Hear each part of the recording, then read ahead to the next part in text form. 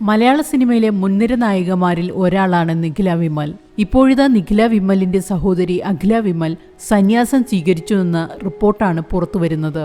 സന്യാസ ദീക്ഷ സ്വീകരിച്ച അഖില അവന്തിക ഭാരതി എന്ന പേര് സ്വീകരിച്ചു എന്നാണ് വിവരം. ഡൽഹി JNUവിൽ തിയേറ്റർ ആർട്സിൽ ഗവേഷണം പൂർത്തിയാക്കിയ അഖില ഹാർവർഡ് യൂണിവേഴ്സിറ്റിയിലെ melon school of theatre and performance research fellow ആയിരുന്നു.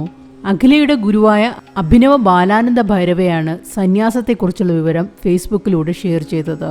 അദ്ദേഹം കുറിക്കുന്നത് ഇങ്ങനെയാണ്: ജൂന പീഠാധീശ്വർ ആചാര്യ മഹാമണ്ഡലേശ്വർ സ്വാമി അവധേശാനന്ദഗിരി മഹാരാജിൽ നിന്നും സന്യാസവും മഹാമണ്ഡലേശ്വർ പദവിയും സ്വീകരിച്ച് ശാസ്ത്ര അധ്യയനത്തിൽ എൻ്റെ ശിഷ്യ കൂടിയായ അഖില ഇന്ന് അവന്തിക ഭാരതി എന്ന നാമത്തിലേക്ക് എത്തിയതിൽ കാശ്മീര ആനന്ദ ഭൈരവ പരമ്പരയുടെ അഭിനന്ദനങ്ങൾ അറിയിക്കുന്നു.